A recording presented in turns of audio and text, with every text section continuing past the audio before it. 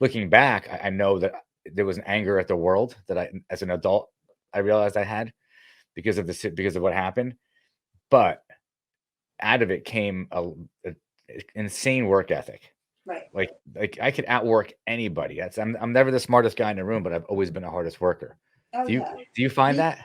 Oh, me too. Yeah, for Yeah, sure. yeah, I mean, um, I'm, I'm very hardworking. I'm very I'm competitive against myself. Like exactly. I'm, I, I'm cheering everyone on. I'm like I'll be your biggest cheerleader, but I won't compete with you. I want you to go. You do your best, you know. Right, I Um, do. Yeah. and I want to do my best. I mean, I will work really hard, and I'll help you do really hard. You do your best, and that's kind of why I love what I do.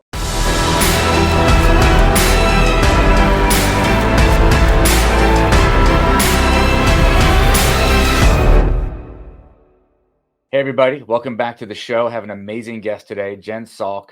Her story is really amazing. Okay. It's really interesting. It's going to touch you. When I read it and in speaking with her, like it touched me, it motivated me, it inspired me. And I do hope, and I know that she hopes that it does the same thing for you. Her life is a story of some trauma, maybe you can call it tragedy, but the bigger picture is it ended up in triumph. And her story is just like you're on the edge of your seat the entire time. So I hope you enjoy this. Jen, welcome to the show. Thank you. I'm excited to be here. Yeah, we had I mean, really, when I read your story, I was like, wow. First of all, I can relate, which I think a lot of people can. I think they can relate to different parts of your story. Before we like really jump into how you as one woman, how you really found that triumph in your life. Tell us just what you're doing now. Tell us, like, let's skip to the end first. Like, 'cause you're doing some amazing things right now in Yeah, business, and you're a very successful woman. Can you tell us about that? sure. I'm an entrepreneur. I have a health and beauty business with New Skin. I have partner with them, and that's a multi-billion-dollar company in 50 countries.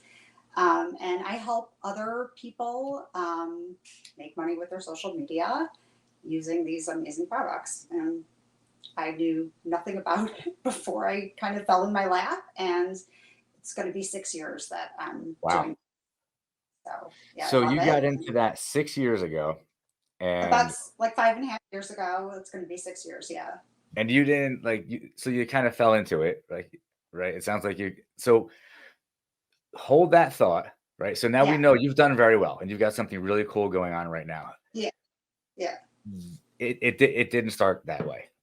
I mean, it was a No. long journey for you to get here, right? Sure. Yes.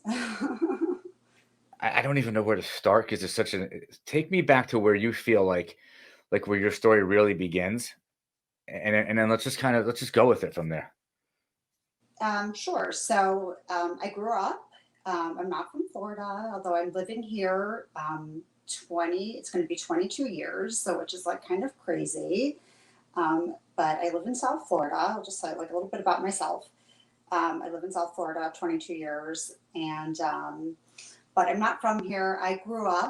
Um, I grew up in Highland Park, which I used to have to say, kind of explain, but most people are now familiar with it because there was just recently that terrible shooting there over the summer at the 4th of Yeah, July, which I yeah. actually grew up going to.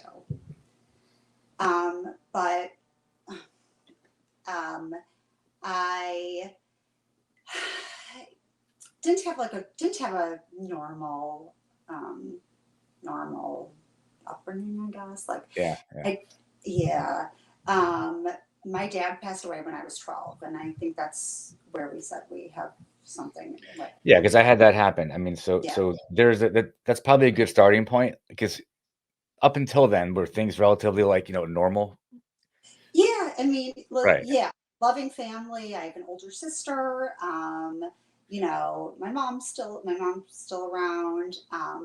She had her own stuff going on, health related, which I could share. But yeah, my dad, he passed away when I was 12. He first got sick when I was around 6.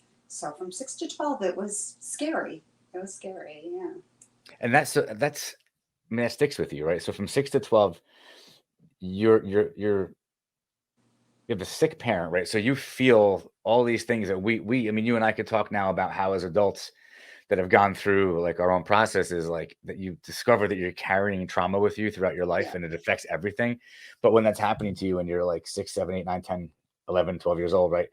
You don't know that it's happening. And frankly, our parents' generation didn't really probably know to think that we probably should deal with it, Right. right? So then you had a few rough years, and I know from what I know about you that your dad was sick, like sort of off and on, right? Yeah. So when I was 6, he owned a check cashing store, like a currency exchange type of business, and there was like a tragedy there. Somebody had come in and tried to rob the place essentially and set the place on fire. He suffered severe smoke inhalation. So for 2 years, he suffered after that. And so when I was 8, he had surgery, and they removed his lung because he was like coughing, for 2 years, like suffering from all Yeah. that smoke inhalation. So he had a stroke right after the surgery, which left him paralyzed. And, Oh no. he couldn't, his entire left side. So he was 40. He was 40, He's 40 years old. He was like 40 a years young old, guy. young guy. I mean, and now I Yeah. could relate to that because I just turned 50, you know? I'm So, turning 50 in 2 weeks. We're the same age. oh, yeah, we're the same age. I mean, I just turned 50 in September. So, like 6 weeks ago. So your dad didn't. By the way, congratulations. So your dad didn't. It wasn't something sudden. I mean, there was. This went on for a while, and so He you were suffered. living like you were living in this. You were Yeah. scared. Like there's ups and He downs. There's like came home.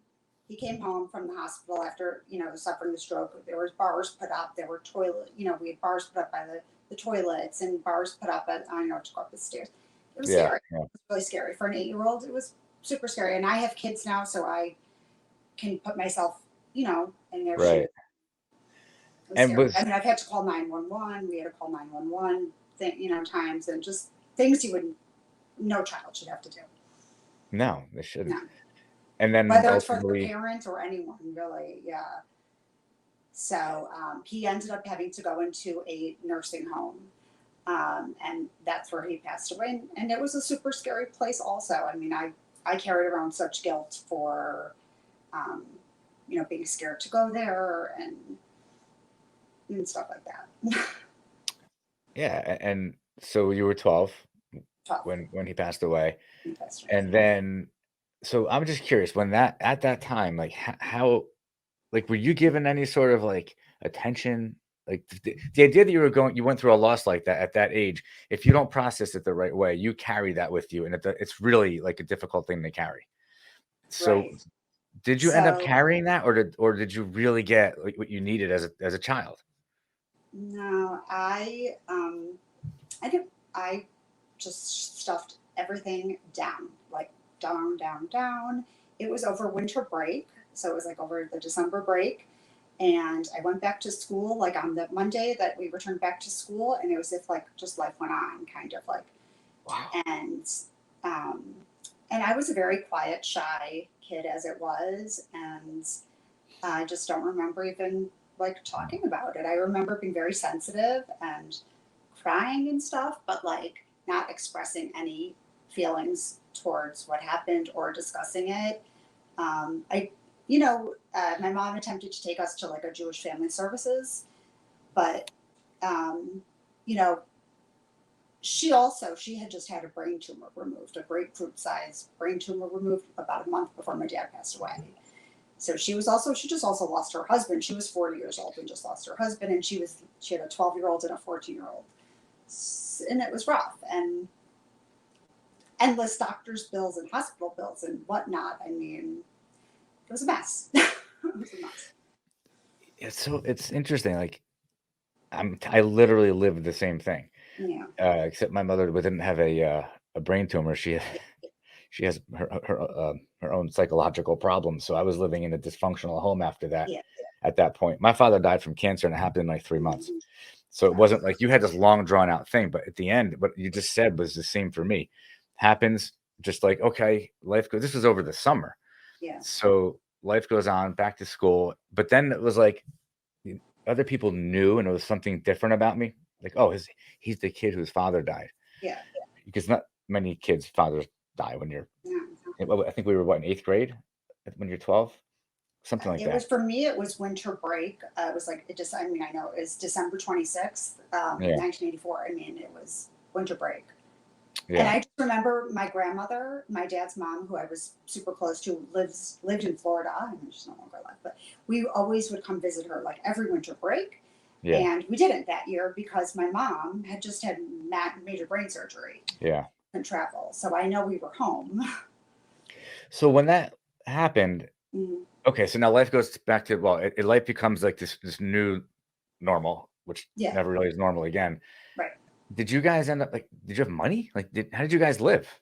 Was there income? Not really. I mean, my mom hadn't really like worked so much. I mean, she was like an assistant at like the preschool or whatever. Yeah, And yeah, so I don't really know where like money yeah, came from or didn't come from, or yeah. um, it was It's scary. bizarre, Like I right? Like remember anybody watching this is like, utilities being turned off, and they turned off the power. power, water, yeah. And Um, this was you were in Chicago. I was in Chicago. I was in Highland Park, a Yeah, predominantly very like you know wealthy area. right. you I know, remember when I went through this, we lived off the government, actually. It was, I guess it was Social Security. Like they would send a check every month one yeah, from me, one from my brother, and one from my mother, and that was how she paid the rent. We lived in this little apartment, so she paid the rent, food, and I guess whatever. But that was all we had, nothing else. Like yeah. we were I like think my essentially mom poor. got Social Security. I'm sure from my dad. And I don't. I'm sure, and whatever else. Right. And she didn't really ever go back to like work. I mean, Same thing. but So you go so on, and so it's we like went you're on. I mean, carrying this. I babysat. I think starting then at 12, I babysat, and then in ninth grade, I got a job in an office and a doctor's office and another office, and then I got a job in the mall. I always worked. I was just I studied and I worked, and I had a few friends. I didn't have like a huge social network, but I had a few friends, and that was it. I was very focused on like getting to the next place, like getting into the college I wanted to go to, and whatever it took to get there, kind of. So that's interesting. I'm really like just trying. I'm partially so curious if we had the same like steps. So when you said you went to work, I did the same thing. Like I went Mhm. to work at 13 years old, and I never stopped. It's all I did was work. I had some friends, but I focused on work. And I'm curious if it was the same for you. Like it was like I discovered much later in life when I was like 47 or 48. I started doing a lot of therapy, and it was at that point I realized I was running and running and running towards something. I was always chasing something. I was always trying to get it figured out. I was always trying to make that life that never existed. And then when it all happened and it was all there, it was like, wait, I'm here, and it's like at what point do you stop chasing something? Was it something like that for you? You know, I don't. I think you know, I was living in this area, and I was surrounded by people having all this stuff and things, and I wasn't able to get any of that really. So if Right. I wanted to even buy a T-shirt or something, I had to work It'll to work. be able to go buy myself a T-shirt or something, Right. and Right. or put gas in the car, or you know, do whatever. So things like that, I Wait, when did you bought for move to myself. Florida? Yeah, pardon. When did you move to Florida? How old were you? So I'll just tell you really quick. So I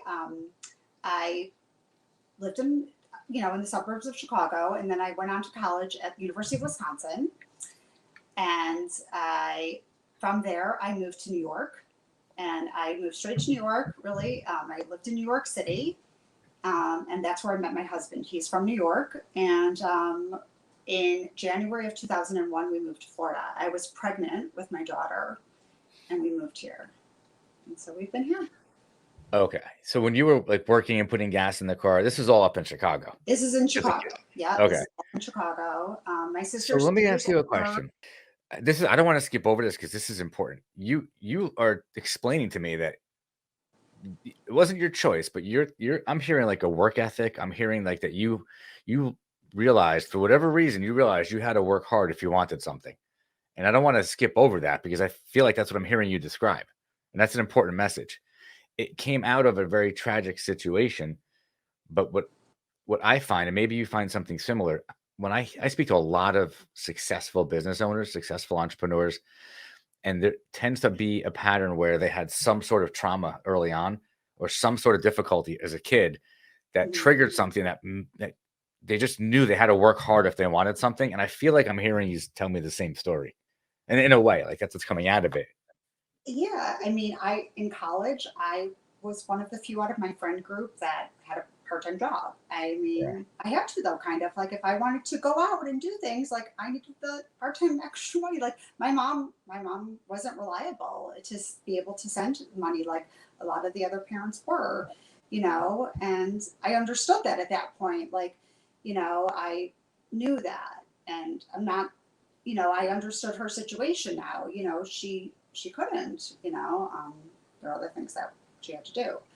You know, so I babysat in college. I worked at the English library. I worked at the financial aid office. I worked at a store on State Street. I did what I had to do. I did what I had to do. Um, So all along the way, I love that you're sharing that even though you had that tragedy, mhm. you knew you had to work. Like you knew like some people choose to just sort of lay down and give up, and some people choose to say, screw that, I'm gonna do the opposite. I'm gonna conquer the world, so to speak. Like I'm not gonna let this keep me down. And I'm not sure if you had that awareness. I didn't have that awareness when I was a kid. Looking back, I know that there was an anger at the world that as an adult, I realized I had because of what happened. But out of it came a insane work ethic. Right. Like I could outwork anybody. I'm never the smartest guy in the room, but I've always been the hardest worker. Oh Do you yeah. do you find Me. that? Oh, me too. Yeah, for Yeah, sure. yeah, I mean, um, I'm I'm very hardworking. I'm very like I'm competitive against myself. Like exactly. I'm I I'm cheering everyone on. I'm like I'll be your biggest cheerleader, and but I won't compete like with you. I want you to go. You do your best, you know. Right, I Um, do. Yeah. and I want to do my best. I mean, I will work really hard, and I'll help you do really hard. You do your best, and that's kind of why I love what I do because I could, but Hmm. so yeah, I mean, at the time, I don't know if I really understood. At the time, I could have maybe was like a little annoyed that, like, yeah, I was like I was going to babysit or do whatever, but I had to. I didn't complain really, but as an adult, You you're just did what going, you had to do. you do what you have to do, right?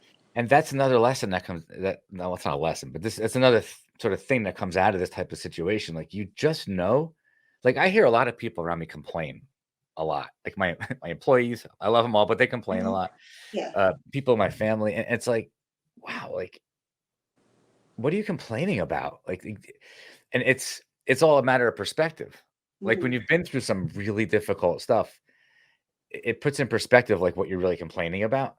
Right. So I hold other people to very high standards of like how things should be done because Right. I hold myself to that same standard. But I had to, otherwise I wouldn't have made it. I would have just who knows what life would have been, right? So you Right. and I were dealt a very similar deck, and we had to make life happen Right.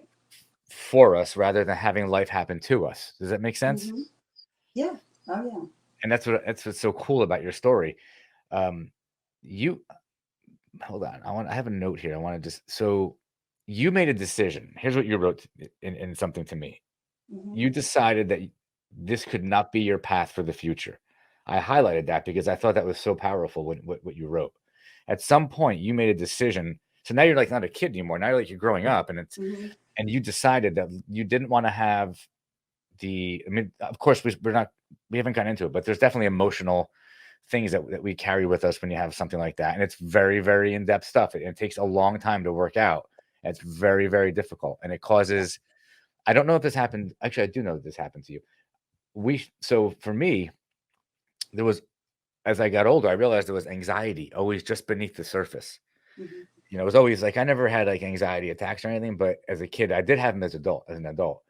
But I never realized there was always a little bit of anxiety underneath the surface when it came to anything. And I never realized it was because I never processed what happened when I was 12. I went on with life and it never got dealt with until I was 47. Yeah, that's how old I was. Right. So this is 2 years ago for me. Yeah. So it was 2 years ago. And so that's interesting. So we carried, what's that math? Like 35 years we carried. So carrying that is very, very heavy. What did that feel like when you carried that? And here's the message. The message is we're about to speak to anybody who's carrying trauma, right? Right. Could you speak to that?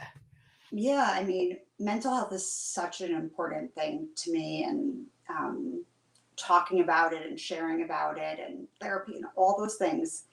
I share about it all the time. If anyone is listening, I'm very open about it. Um, so I, I, my sister, she dealt with a lot of stuff earlier on, and she tried. She was like, Jen, you should really go. You should really go talk to somebody. You should really try talking about this. So in college, I went. I tried, and yeah, no one's going to therapy in college. I mean, oh, at least Right. in the '90s, like no, Right. no Right. one's going to. But I tried, and I was like, yeah, this is not for me. Like, okay, but I tried. So then I graduated and I lived in New York and I had insurance and I tried again and I just never connected with anyone. So I tried somebody else and I didn't connect with anyone. I tried somebody else. But you know what?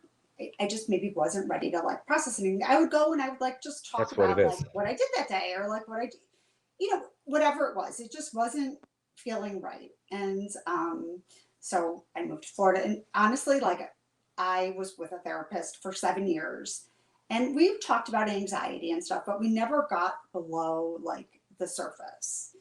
And I I made the decision to stop seeing her. She was lovely, but I made the decision to stop seeing her. And I tried other people in between. And my son, he has an autoimmune disease. He has Crohn's, and he was diagnosed with that. But there was like 6 months where he wasn't diagnosed, and I had a lot of anxiety because he was sick. And when your kids are sick, it's like Yeah. it's the worst. Yeah. It's like if Yeah. you're a parent and you have your sick child is sick and you don't know, all you want to do is like make them okay. So my anxiety was like through the roof, and I was like, I need to talk to somebody about this. Like I need some. So I got some names from somebody and I connected with my therapist who I see now. And in the same time, my father-in-law got sick. So it kind of like all overlapped. It was a lot of triggers. It was a lot of triggers. So it was like the stuff with Dylan, and then my father-in-law had a stroke, and it was very triggering because it was like very similar to what happened to my dad. And like his left side was paralyzed, and he was like going to like a rehab facility. It was just like a lot of things like patients like screaming. It just triggered memories from childhood. And it was just like, it was very, very triggering. It's so And amazing how that stuff stays with you. Like it yeah, is true. It's like it's in your muscle memory, like it's in your body, like in your body remembers, not just your mind. Like yeah. and it doesn't It's take in much. your It body. triggers. It comes right. It's always there. It's It like, never I'm left. like, oh my God, my throat's like burnt. Like you feel anxiety. Like I feel it. Right. Like I know I now am so in tune with everything. And I wasn't for so many Right. years because I just stuffed it all away. And I was able to talk about like how I could tell the story about the physical stuff or just like the factual stuff. Yeah. I never got past into the feelings and the emotional part. Like, my friends all knew like what happened and the timeline, and I could tell all that, but I never was able to really get until I met my therapist, and she's phenomenal. And it's like something happened, and it was like we opened up something, and like just emotions. Well, do And you remember what it was? Like, do you remember that moment? Because those are moments that happened. They're like yes, I did. turning points. I do. She did like a compassion exercise with me. It was like a self compassion exercise, and it was like a foreign thing to me. Like I never knew showed myself compassion. I was like, I wanted everyone to. I didn't know how to show myself compassion, and it was just such a foreign thing to me. And it just like let out all the tears that had been stuck inside, and all the Wait, what do feelings. you mean by showing yourself compassion? What did she, like? It's What was the process?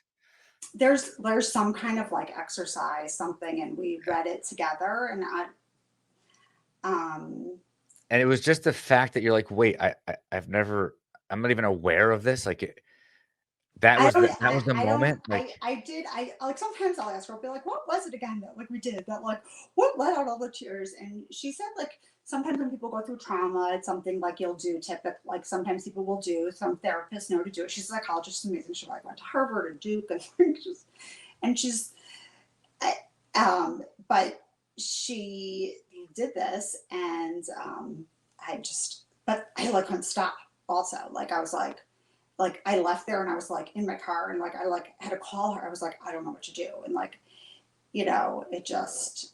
they go on But for a couple of it days. was like the starting of the healing process, Right. and I never knew that you like you sit with feelings, and like sitting with feelings like that's something you do, and that's part of healing is learning how to like you could Yeah. be scared or be sad or be anxious or all that stuff, and be okay, and you sit through it and be through it, go move through it, and just tell yourself you're okay and get through that moment, and things like that. And And that's key um right there because the opposite of holding on to it is actually yeah, processing it and letting it pass through so it's not inside you anymore.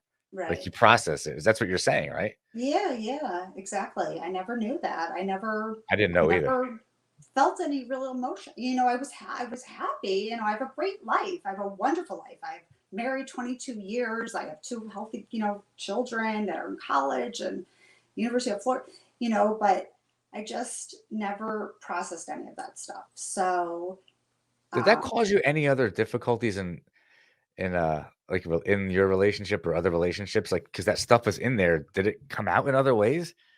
yeah, Because you're exactly. not able to show much. You had a difficult time showing your feelings, right? Yeah, I mean, I learned I have a huge abandonment wound. I don't know What if does you, that mean? I know what it means, but tell I for anybody that mean, doesn't. um, so I mean, this is huge, and I didn't know about it at all, and actually, you know, I would sit with, I was sitting with my therapist. I actually started seeing her. I started seeing her like a month before COVID, and then we went into COVID, and so I've honestly, we still see each other like this through Zoom. Yeah, yeah, She hasn't moved in. She's still like out of her house. So I maybe saw her a handful of times in person, yeah. but we've gotten to know each other like this, and the feelings got so intense. I was like, I need this more than once a week. Like so I still see her twice a week. I'm so grateful for that I could do that. But I was like, wow, like somebody's sitting here like listening to me, and my feelings. No one's ever done this. Like I was like, I just became like I was like I couldn't have I started not being able to like say goodbye at the end of the sessions. I was like, what's gonna Oh my happen god, at that's the end of the interesting. session? Pardon? Wait, can you back up, gents? Back up a sec. Yeah. By the way, I'm not sure if there's a lot of noise in the back because we're having a storm, so this tree is whacking against the window. Um, so I know what you're So it was referring to only with like the that abandonment, little but other people girl, don't. that 12-year-old girl Was was always in there. She was still right there, that 12-year-old girl. Yeah, she's still right somewhere. beneath the There's like surface. So that could she easily be was triggered anytime unless you processed it. So what was the abandonment like? What she for was anybody that doesn't like know what that means? Explain what it means. The abandonment issue. yeah, the abandonment. So I was scared. I was just scared. I mean, for me, it was like feeling really scared, scared of it's different things. So for me, it was scared. Like for I was scared of my therapist. I mean, I But didn't we were like scared of the therapist? the ther. No, I wasn't scared of her. I was scared like that I was going to be abandoned by her Oh, by almost the in a way. therapist. Yeah. Oh, wow. Whoa, Jen, so you're saying that were going through life feeling that people were potentially going to abandon you, so would you not let yourself get close to them? So right. So I had like, I had realized that like, maybe there were relationships that, had ended or things, and it could have been because of this abandonment when I wasn't aware of until it was healed. Right. So the the relationship with the therapist was actually like a perfect way to heal it because it's such a healthy dynamic, Yeah. like the therapeutic relationship. So little did I know that I was becoming attached to her because this 12-year-old girl inside me was like, finally, there was somebody for me to talk to, and somebody was sitting there listening to me. And um, so that is what happened. I mean, I never really actually worried that I had this with my husband or at all. Like, I never would worry ever about him abandoning me. I did worry, like, my children a little bit, like, especially, like, not that they'd abandon me, but I would worry and be scared and things like that, especially with my son being sick and things like that. So it took a lot of time to heal. I still get, honestly, I still get triggered. Certain things just will trigger me. And I have to tell myself, like, I have to remind myself I don't need reassurance. Like, even, like, I don't need reassuring that, like, the relationship is okay. And I, even though I'm telling, like, I think I might want reassurance, I have to remind myself, like, based on everything I know about the relationship or whatever it might be, that I have no reason to worry or no reason to think that someone's mad at me. Like, I worry things that people are mad at me and they might get annoyed at me and You things know, like for that. people that don't go through life with these thoughts, it's interesting because people can't relate to what you're just I can relate to every single thing you're saying because I Hmm. felt exactly the same way. I went through the same exact process. Hmm. But for people that are listening to this or watching this that have never gone through this, it's like impossible for them to understand that what carrying that feels like for all those decades. And Yeah. then to reach a point where you're almost like relieved of it Yeah. is very, very powerful. And that's the process that you went through, which is, I mean, you literally reprogrammed your thinking. You reprogrammed your programming. Yeah, it's a lot of work. I It's a mean, and lot of people work. say like therapy's a lot of work, and I was like, I never understood that. I was like, therapy's a lot of work. I'm like, this is not a lot of work. This It's is draining. It takes years. Yeah. Now I see. I'm like, it is the most rewarding thing ever, but it is a lot of work, and Yeah. it's amazing. Like I could see now, like what a different person I am from 2 years ago or 2.5 years ago, Mhm. and it is a lot of work. I mean, but I am, I'm better for myself. I'm better for my relationships. I'm better for my family. I'm, it, it's don't give up. Like, if you're looking for somebody, it could take like for me, it took, I don't even know, probably meeting 20 until I was 47 to find it. And, but, and it's hard. It is really hard. And it's sitting with those really hard feelings and boxes of tissues. And I still cry every session. Like, I mean, You do. there's, there's still tears probably every session, some tears, and it's okay. I mean, like, but Did you cry? Did you were you somebody who didn't really cry up until that kind of oh, I always transformation? cry. Oh, you I did. mean, my sister reminds me, she's like, oh yeah, people would come like up, like at the playground in elementary school and be like, your sister's crying, your sister's crying. I was a crybaby. Like I was very sensitive. If somebody Yeah. like teased me or called me like like my name's, people, I was called Jenny as a kid. And if someone said Jennifer, I would like cry. That's how sensitive. Oh, wow.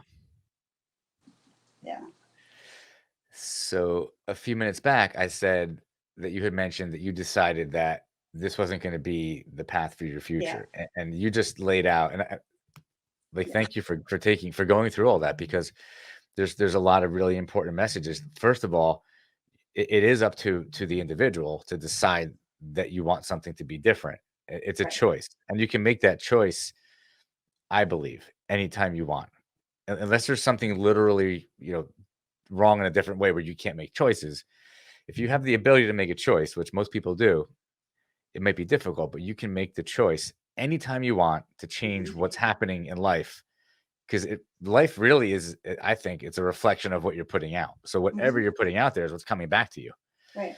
So you have that choice. You also mentioned, um, so you talked about that you didn't have the you didn't know you had the abandonment mood, and you went through the process of working on your feelings, your thoughts, your emotions. But there was something else that you mentioned here. Oh, you mentioned to me about like the idea that if you could have an impact on one 12-year-old girl, right? So that's really important for us to talk about too, because again, we can look at what you're doing now. Like, you're doing some really cool stuff, and you're a success, but it's nice to have money. It makes life fun. But if you're not emotionally in a good place, it's hard to have fun even with money, because you're never Right. really present there. You're always somewhere else, like inside, right? Right. So you knowing what you know, and me knowing what I know, right, about the same experience, that is what the reason I do this show. It's what I mentioned to you all before I hit the record button. It's like, if you can impact one person, you've done like a tremendous service, and I know you feel the same way. Yeah. I mean, that's why I started, using my social media like platforms to share stuff, like, and I, I wasn't, I mean, I was like, the first time I wrote something, I was like, do I hit post? Do I not? Like, I was like really nervous. I was like, what kind of response am I going to get? And You're worried about being judged. yeah, being judged a Yeah, little, right? Yeah, like, that's powerful. yeah, a little, right? I mean, but yeah, We it's all like feel that. really out of Everybody your feels that. comfort zone. But Yeah. um, you know, so people see you and they're like, look at there's like look, she has her hair done and she's in a cute outfit, Yeah. or she's put together or whatever. But you never know what someone has been through or what Never. they're gone through. Like, yeah. So I mean, that's always what I say is like, just you know, being kind, but that's a whole other thing. But yeah, I mean, sharing, became, I saw the response I got from like people customers who I'd never met, you know, my DMs were blowing up, just people thanking me for sharing, about my anxiety or about my story or about something I shared. And they're like, you're not alone, like I'm with you, like, and they're like, thank you so much for sharing. Like, wow, and How did that feel? yeah, I was like, what? That felt really good. Yeah. That felt really good. And I was so like grateful that, I, I, I did it, and, it made me do it more. And it's been kind of like, it's become part of like my brand, so to speak, like, you know, advocating for mental health and sharing my story. I mean, um, so yeah, I mean, You wrote something that I think um, is brilliant. You wrote to me, healing. Wait, I want to make sure I get this exactly right. Hang on a sec. You wrote it to me. It says, healing is not a straight line. mhm, mm-mm. It's Like that. not. That's like the name of a book right there. Healing is not a Yeah, straight line. It should be the name of a book. yeah, It's not. It's like it's all over the place, and it it's up and is. down, and it never ends. Right. I mean, and I go through that all the time. I mean, I last October of 2021, I slammed my hand in the front door, my finger in the front door. I needed emergency surgery, right? Ah, So as I was doing great, I was like doing great in therapy, And that was like a setback because it really affected, it was like a very traumatic thing. It's fine. You never know. I had amazing surgery. Like, he did a great job, but it was like, it was very traumatic, and, Wait, you actually had to get your finger had to get operated on? my finger, I had to run to the emergency room. Like, because you broke the bone? Uh, I broke part of the finger too. Oh, The most painful thing God. ever. Yeah. Oh my God. It was like a crazy fluke thing. I Was that mean, like in the sliding glass doors? it was in the front door. On the front door? The front door. My son, who was a freshman at the time at University of Florida, he was home because he wasn't feeling well. He was at the hospital. It was just like a crazy thing. He was at the hospital with my son. Now, this is like prime COVID, so only one parent could be there. I was actually on my way there to bring them phone chargers because their phones were dying. Like, they weren't expecting to be there, but they admitted him. And so I was like bringing them a phone charger and like sweatshirts and, like the hospital's freezing. And I had gone out the front door with the dog and I was coming back inside. It was like drizzly, kind of like it is now. And I pulled the door shut. The door is really like heavy, kind of. And I was pulling the door shut and I pulled it right on my hands. Oh, wow. And I like fell to the ground and saw stars. And So so, so that kind of, that I, it was very scary for me. And thankfully, I had like a really nice doctor, and he actually has become like a friend. So, and I, I too, like when I had like a similar thing, like with the like kind of the abandonment, like I was like, as I was healing from this, because it was so traumatic. I think because like it was like a traumatic thing the way it happened. yeah. Like, I think that it was like just really scary. And I think that like if you like when he went away as I was healing, I was like, are you coming back? Like, what if you don't come back? Like, am I like, are you ever like? It really it triggered stuff for me. And Wow. And that was after you were already like you're going through this process and that came right back up.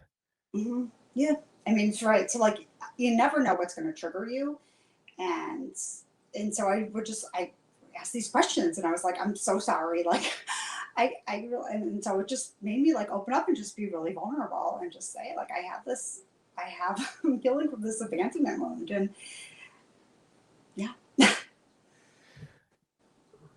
Hang on. I had something on my mind I wanted to ask you. I get so caught up in what you're explaining that Yeah. hold on, I forget But my yeah, I question. mean, like, I never know what's going to trigger it. Like, I never know what's Oh, going I to know what I was trigger gonna. it. And it is a lot of self talk. It's a lot of like pink post it notes. I mean, I have these like pink post it notes I used for a long time. I mean, though this one's for my son, but like, I had pink post it notes everywhere for a long time. And I would just, this is when we were first working together. Like, so I don't know, this is one of them, but it just says like, this is scary and I'm okay. And I just wrote messages to myself like over and over. And I just kept telling myself, like, this is scary and I'm okay. Like, I'm okay. Like, and I just wrote that I had notes in my phone and I would just keep like telling myself, like, you're okay. Like, you're going to get through this. You're okay. You're okay. Like, There's so much power in, first of all, the awareness to stop and like to pause and to be able to do that. And then when you're pausing, like to be able to have the self-talk. yeah. Like, I mean, I don't know, anybody that might be listening might be thinking this is wacky stuff, but this is real. Yeah. And everybody should have the ability to pause and to gather your thoughts and like your bearings, and then to like if you're feeling anxiety or worry, you can talk within a couple of seconds. You can talk yourself into a place of like, wait, what am I even talking about? Like, what? Right. This is not even real. It's real only in my mind. Yeah. And so I do the same thing. Like I spent years like meditating every morning for like Yeah. 5 years at like 5:30 in the morning to set myself up for the day, to frame my mind in a place to potentially have less of these things impact me. That would I mean, the same thing that happens to you happens to me. Yeah. So we find our own way. But so you have sticky notes. I have little things I'll repeat to myself when I need to. But the self talk is super powerful because this is all subconscious stuff. It's all triggers. So Yeah. it is all reprogramming. Your little notes are just reprogramming. You're Yeah, reprogramming your momentary thought, and the fact that that you realize that it's a thought that just passes by. You can't right. see what's on the wall in front of me. I have one thing. There's these big signs. One says "Be positive." One Yeah. says "Never give up." One says "Believe in yourself." Another one Uh-huh. says "Dream big." I have them all over the office, not just Yeah. for me, but for everybody else. Yeah. These Like, little messages over and over and over and over yeah. become the norm. Right. And then And like, the old programming just kind of disappears. It just kind of like, wait, what? Like what happened? Wow, that I don't really right. feel that way anymore, right? Right. So Right. I something I don't try want not to to. say what if anymore. Like, I'm always like, well, what if, like, what if, because that's like the Anything could overthinking and happen. that's the worry. It's really just like staying in the Stay present, present, which is staying present. so hard, but especially with like anxiety but it's like the mindfulness and staying present and Yes, yeah, yes, yes. That's a great word. We didn't use that word, and that's an important word, the mindfulness. yeah, When I was saying to pause, that's what I'm saying. It's the yeah, mindfulness, exactly. and like whatever it takes for somebody to, like I said, I found meditation to be really difficult at first because I couldn't do it, I but can't I do. was. I mean, I could do it. Like I even do like mindful walking for like just like with my feet, looking at my feet. Like that's what I It's have. getting Like your focus on something other than what yeah, you're thinking. just even like without your phone going outside, I would just look at the trees and put my timer on, or something Yep. for like 1 minute and just look at the trees and not anything else. And that, It changes your focus. yeah, It's just it's stopping the thought. You mentioned before, and I don't I yeah, wanted to go back to this and not skip over it. It is important to know that you can you can have a therapist or psychologist, yeah, and it may not work for you. But then right, to know that, well, okay, that's just that person. It's just not working with that person. But if you know you've got something to deal with, there is just the right person out there for you, and it does take time to find somebody that you connect with that understands you just the right way. yeah, And you mentioned it before, but people should not give up on looking for that right person. I had a similar situation as you. I found somebody who's up in New Jersey. hmm, I don't speak to him very much anymore, but for like 5 years, it was like three times a week. And actually, when I was just around just before COVID, when I had that same type of moment you had, I ended up talking to him three times a day for like 3 weeks. mm, When that thing happened, when that yeah, moment happened, yeah, and then but you do need to have the right person, but the right person does exist. the right person. So don't give up on finding that right person. Also, don't settle and just for anybody. You know in your gut, like you can feel if it's just not like the right person for you. But don't give up on that. And there's nothing to be ashamed of. I wasn't a fan of therapy. I didn't even believe in it because, oh, by the way, like you said, when I was a kid, my mother had me going to Jewish family services also. It Mm, was like in the back of the Y, like where it mm, was the back of mm, the building. It was totally useless. I would sit there and play board games and I wouldn't mm, say anything because I right, had already shut down. So I wouldn't talk at all. right, There were sessions where we would just sit there and I would stare at the person and not say a word. I'm like, yeah, I'm not same, talking to you. I'm not talking to you. I got right, nothing to say to you. right, And if it's important for the parent to recognize that too, that the child needs that attention. It's different now because this was back in for me, it was in '85. For you, it was in '84. It was different back then. I think now there's much more of an awareness. And I think we're quicker to put our kids into a situation where they can get help maybe than happened 40 years ago. But it's still there's a lot of parents who I think you and I probably know plenty of the same people. We just don't realize it because we live around the corner from each other and we're yeah, the same age. Um, I still think there's a lot of people that have a stigma about it though, and they would do themselves and maybe their kids justice by being more open minded to hey, maybe my kid needs somebody to talk to. Like, there's nothing wrong with that. I'm all for it. I mean, if like, yeah, I mean, I'm all for it. So, um, Did you carry anything? So I can tell I carried. I thought so. My father was 42 when he died. I've mhm. just lived my life thinking I was going to die at 42. Oh, I actually believed it. So when I was 20, 42. Yeah, I mean, mine was 44, right? So that age. I literally can't. When I turned 42, And then I began to count how many months. It was 42 years and X amount of months. And then I'm like, oh, and when I actually passed the actual time and then it began to go the other way, I'm like, I still feel this way. I'm like, wow, I've outlived my father by at this point 6 years. Like I actually, so I went when I was 24 and I got my first insurance policy, life insurance. I still have it because I figured, well, at some point I'm going to have kids and I don't want them to be poor like I was. Right. Did you have any of that kind of stuff going on with you? Well, 44 like always scared me. Like, so Yeah. once I passed 44, and like my husband and I are 12 days apart. Like we both just Yeah. turned 50. So like we got through that year together. Like I will Yeah. read it together for both of us.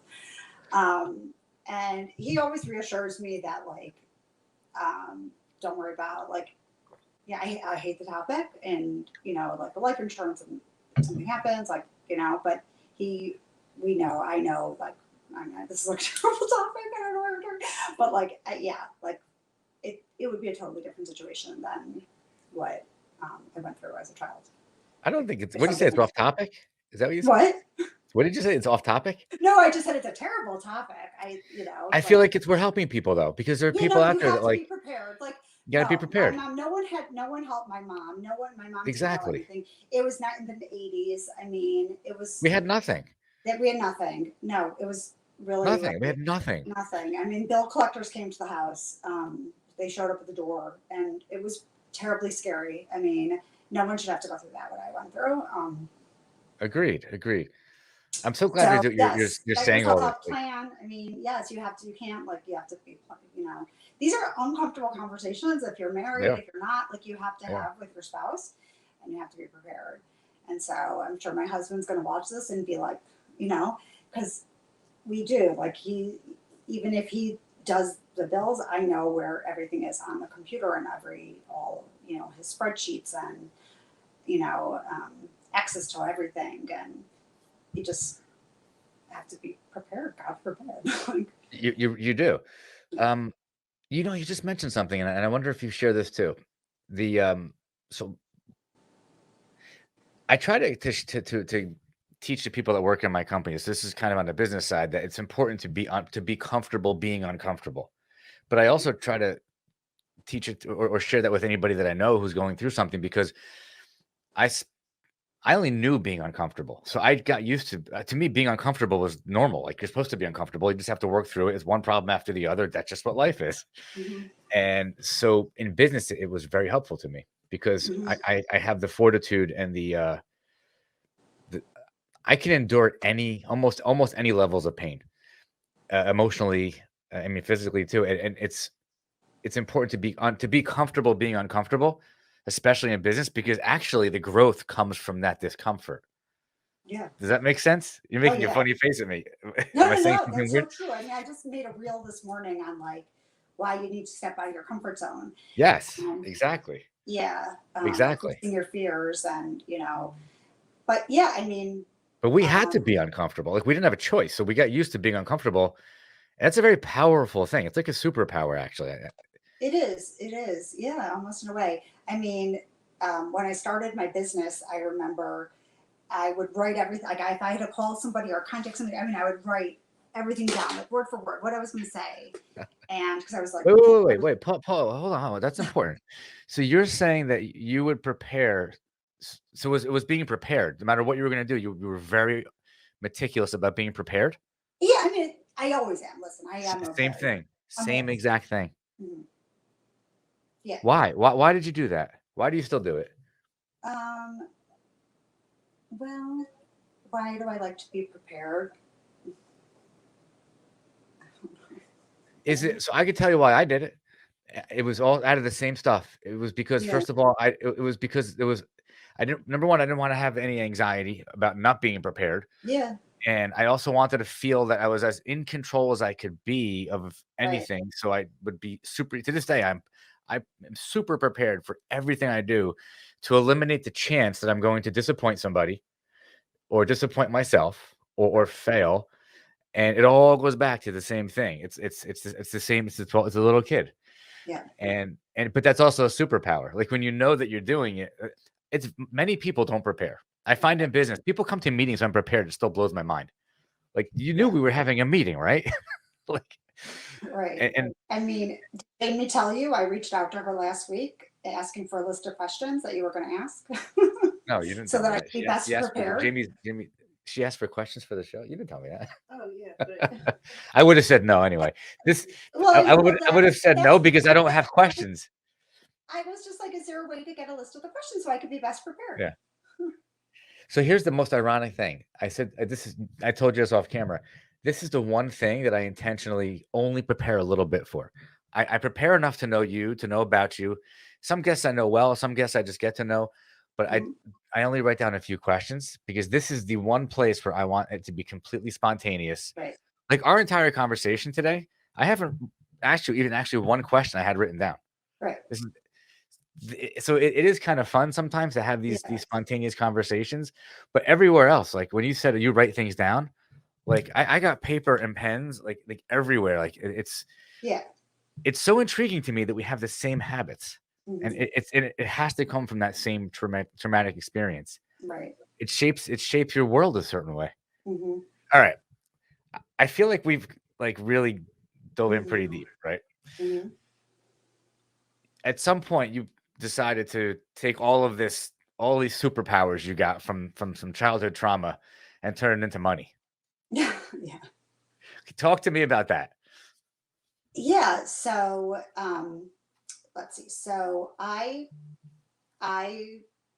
living down in Florida, right? I luckily was able to be a stay-at-home mom for much of my children, for pretty much, all of my children's life. I was room mom. I mean, I have my master's in elementary education. I was a teacher. I did teach when I lived in New York.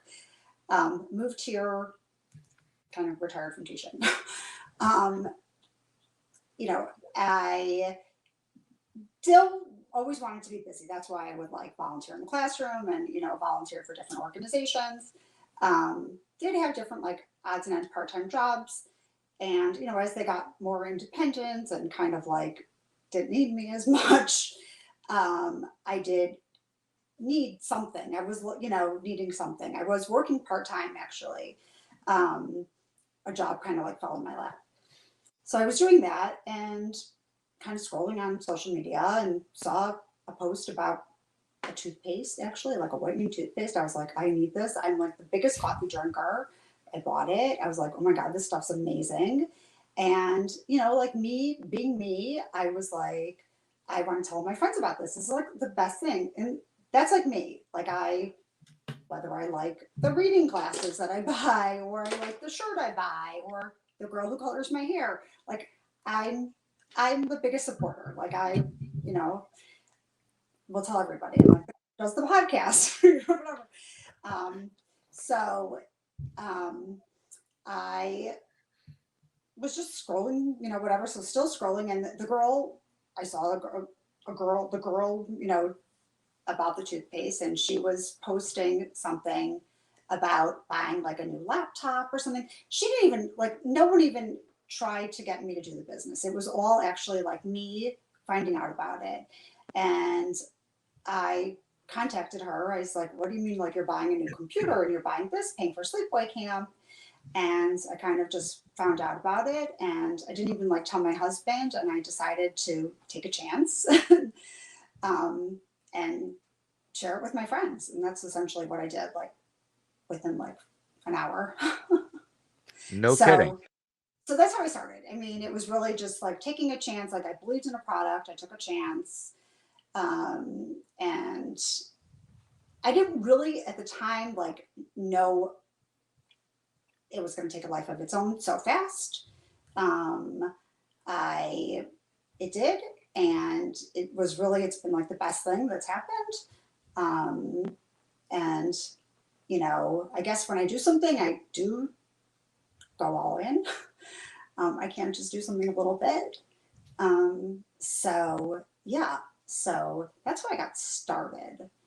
And Where that did was it go though? So that was so like a 5 or 6 year period. You've done something pretty significant with it, right? yeah. So the products are great, right? So there's like tons of products, like over 300 products. Um, the toothpaste was just one of them that I started with, but there's like anti-aging and Thomas Tanner that Jamie was saying, and people were just loving the products. I mean, they are amazing, the products. And people were just wanting to do this with me because it's free opportunity. It doesn't cost anything. And they were able to help their families and contribute in ways that they weren't able to. I mean, for me, like I was able to help pay for ACT tutors right away. You know, my daughter was going into her junior year in high school and, take her like do things that like my mom wasn't able to do. Right, exactly. Yep. Yeah, and it was very empowering. It was very empowering. You get hooked on it. Yeah, So the yeah, work ethic comes back into play. Like this, you just know, like, okay, I'm going to work hard, right? And you just went into it.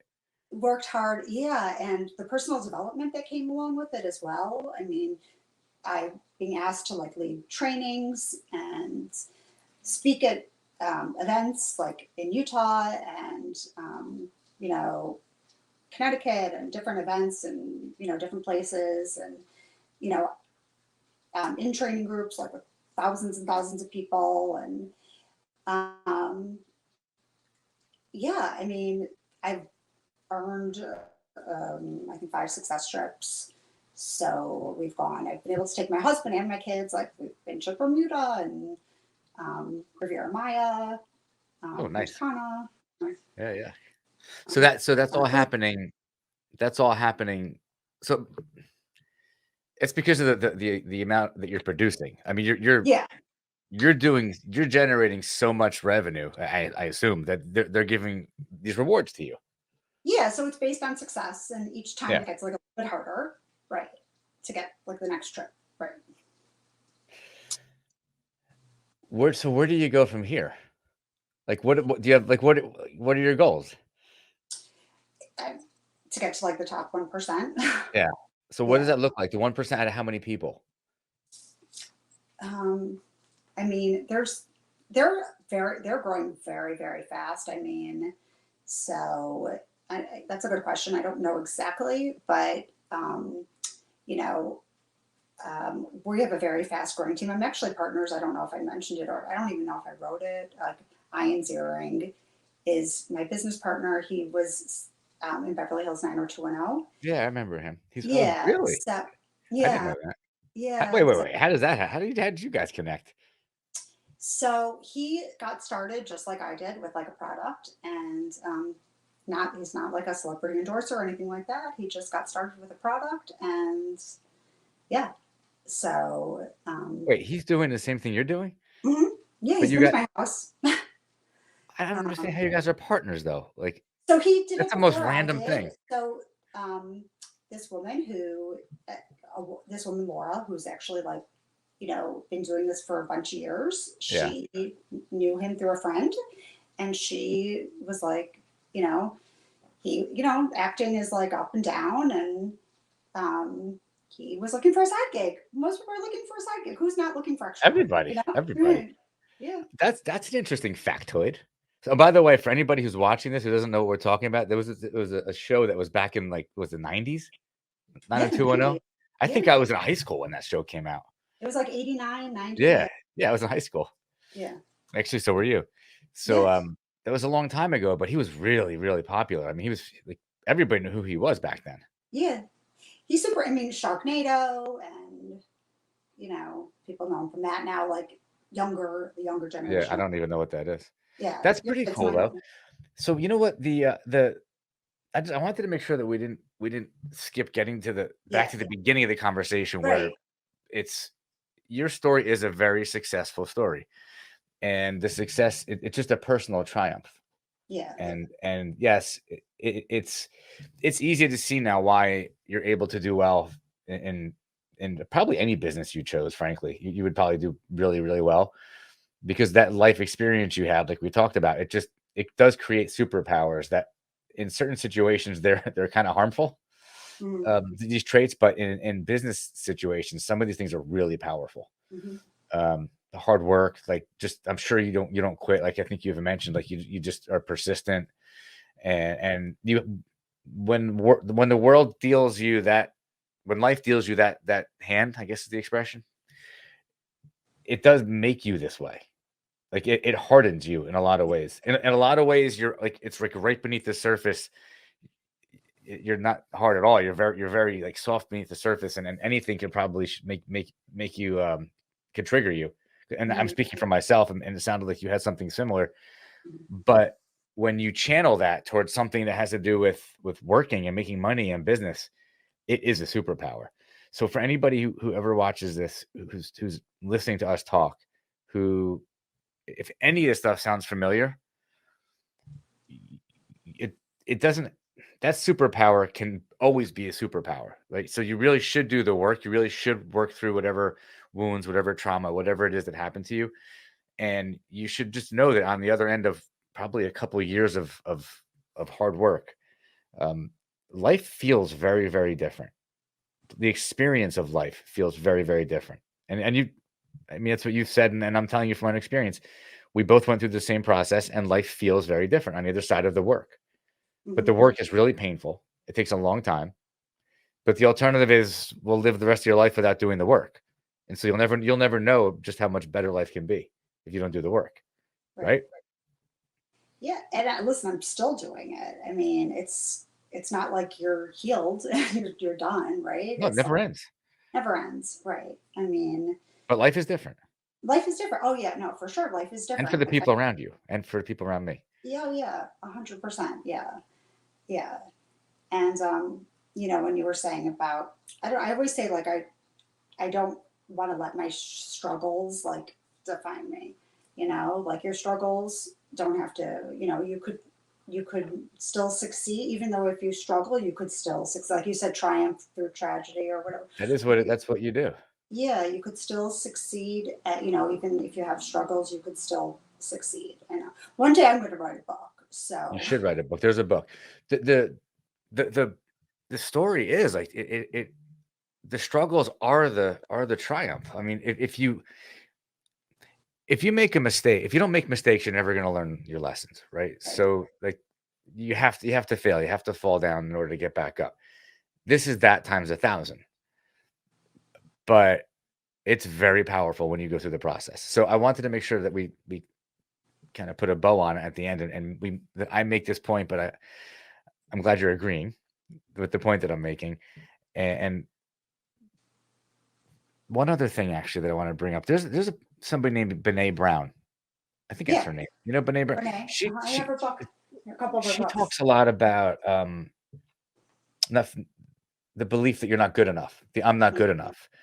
And I want to throw out there too that can get kind of put into the mix of this whole conversation. There's probably a lot of that goes on.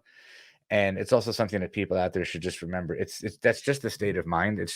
It's a belief. It's a self-defeating belief. Nobody outside of you can tell you you're not good enough. They can say the words, but it's up to you if you believe it. Right. So it really does come down to what you believe. She's great. Her books are great, and anybody that ever checks her out is going to walk away with some really interesting information. I found that helpful with my own Mhm. her as well as many other people. Like all these little bits of information that you get, they're just powerful when you apply them to yourselves and you add it up Yeah. to the healing process. And you're right, it never ends, but the actual struggle, the actual painful part of it, I don't know. I feel like it does end. I feel like you do get past that. Oh yeah. The process keeps going, but that pain does stop. Yes. I don't feel it anymore, Yeah. Agreed. but I process it differently. So Agreed. I feel it differently. Agreed. So Agreed that I could. Yeah. I mean that I'm able to sit here and we're able to have this conversation and talk about it, and yeah. I'm not like going through my box of tissues. Yeah. I want to. So first, I want to thank you. You were very open. You were very vulnerable and honest. And I don't know. I think somebody's gonna. I know somebody's gonna watch this, and somebody's gonna relate to what we're both saying. And it's gonna be somebody who hasn't done the work yet. And I think are going to inspire somebody. Somebody's life will be changed at some point by watching this conversation. I'm sure of it.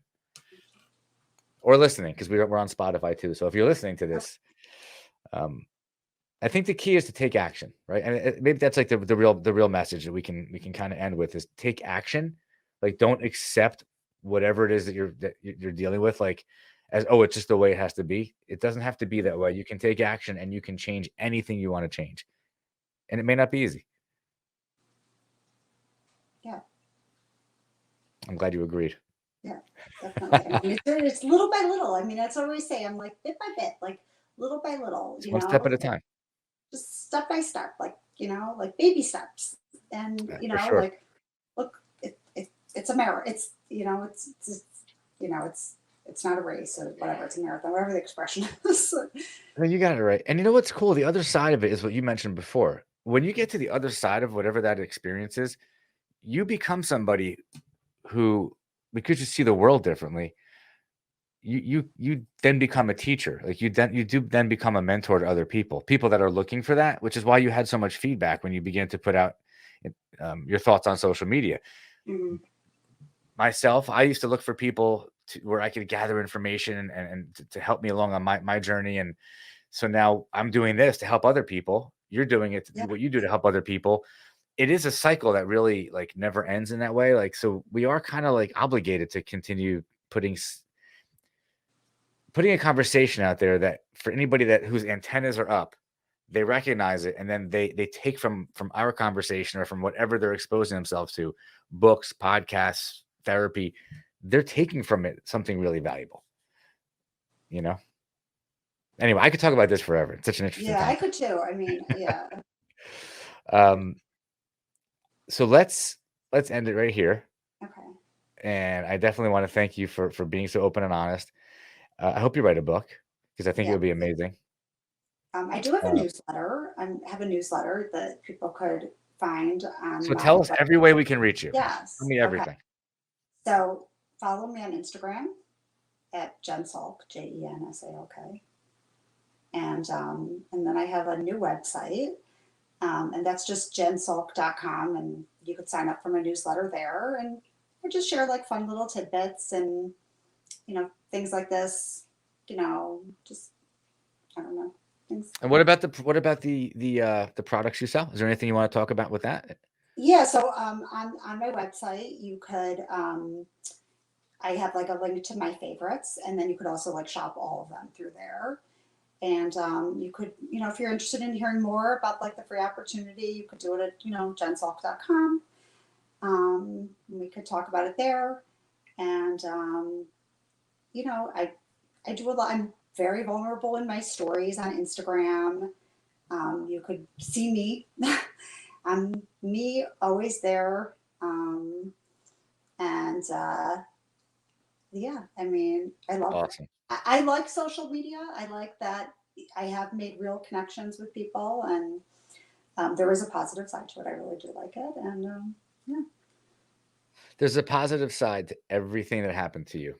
yeah, And this is what so anybody out there, you should connect with her, you should follow her. All the information is down below in the description. So I mean, yeah, sign up for the newsletter. Like, there's so much valuable information. yeah, You're also very humble, which yeah, you're very, very humble.